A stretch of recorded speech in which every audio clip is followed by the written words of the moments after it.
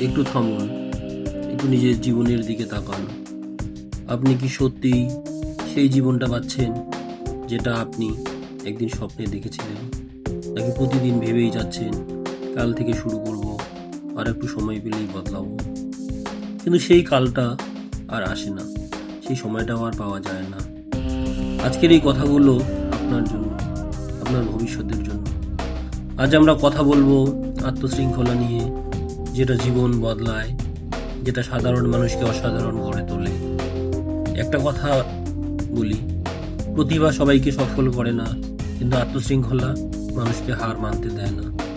যে মানুষ নিজের উপর নিয়ন্ত্রণ রাখতে পারে, সে একদিন পুরো জীবনটাকে নিয়ন্ত্রণে আনতে পারে। সকালের অভ্যাস। যখন ভোর হয় আর আপনি ঘুম থেকে উঠতে চান না, ঠিক তখনই আপনার ভবিষ্যৎ আপনাকে ডাকছে। ভোরে ওঠা মানে শুধু তাড়াতাড়ি ওঠা নয়, ভোরে ওঠা মানে নিজের জীবনের দায়িত্ব নেওয়া। যে মানুষ সকালে নিজেকে জয় করতে পারে, সে মানুষ সারাদিনকে জয় করতে পারে। দিনের পরিকল্পনা।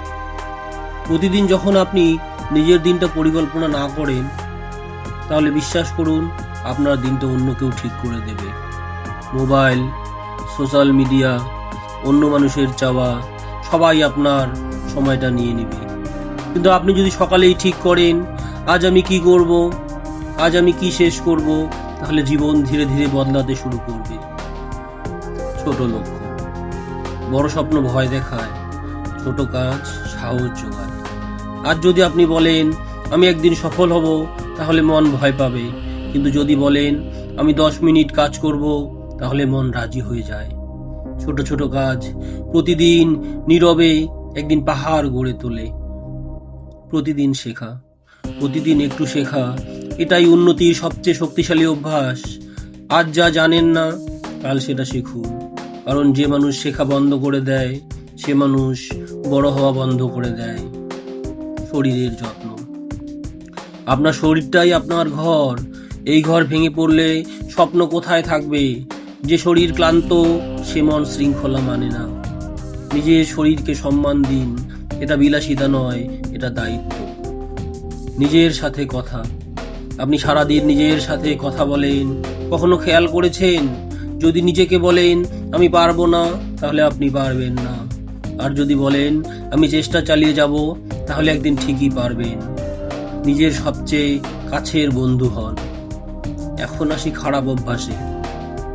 অতিরিক্ত মোবাইল।